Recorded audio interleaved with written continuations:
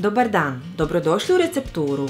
Za vrijeme blagdana jedan od omiljenih klasika je slojevima raskošna medena pita. Fine mekane kore od meda i odlična bijela krema, ovaj će kolač učiniti zvijezdom svakog blagdanskog stola.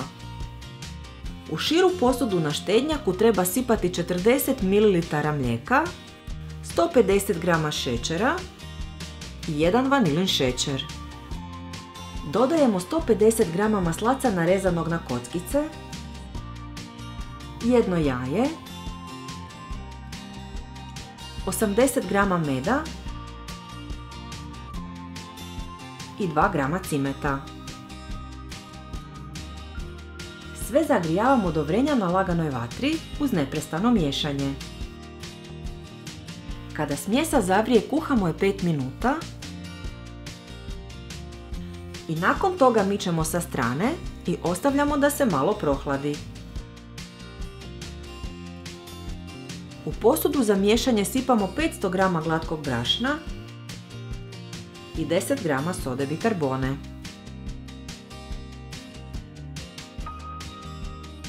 Zatim ćemo uliti prohlađenu smjesu,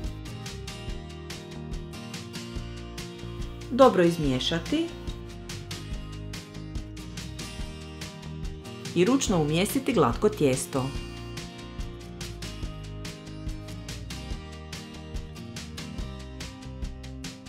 Ranije sam od papira za pečenje iskrojila 4 kalupa veličine 20 x 30 cm u kojima će se razvaljati kore. Kalupe sam odredila ravnalom i olovkom, te višak papira presavinula tako da je strana papira po kojoj se crtalo s vanjske strane. Tijesto nakon što se zamijesi treba odmah podijeliti na 4 jednaka dijela i oblikovati kugle.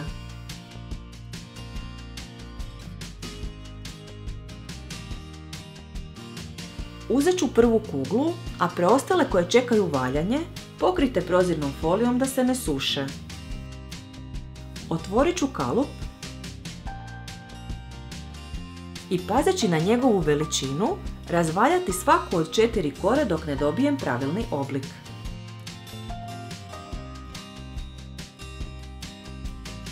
Prebacit ću ih na protvan od pećnice te izbosti vilicom. Kore se peku u zagrijanoj pećnici na 180 stupnjeva 10 minuta. Kad su pečene, ohladit ćemo ih na sobnu temperaturu. Za kremu ćemo pomiješati 100 g glatkog brašna s 200 g šećera i 1 vanilin šećerom. Zatim ću od pola litre hladnog mlijeka odvaditi 20 žlica te izmiješati smjesu da nema grudica. Ostatak mlijeka stavljamo kuhati. Kad zakipi, mičemo ga sa strane, pa ćemo uliti razmučenu smjesu te vratiti na vatru i kuhati 2 minute da se krema zgusne.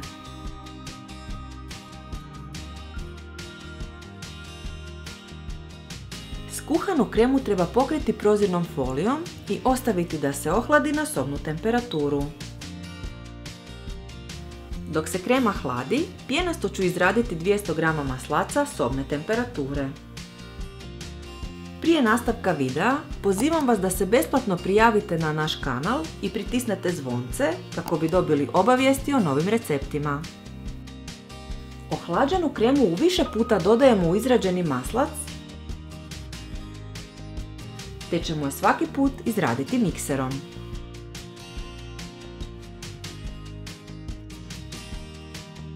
Kremu sam podijelila na 3 dijela, pa ću jedan nanijeti na prvu koru, rasporediti je i zagladiti.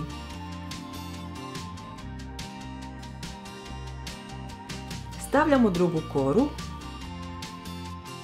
koju ću lagano pritisnuti da se zalijepi za kremu.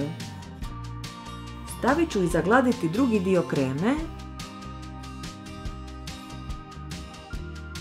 pa položiti novu koru. Slijedi zadnja trećina kreme koju ćemo prekriti s četvrtom korom. Opet pritisnite da se kora zalijepi za kremu.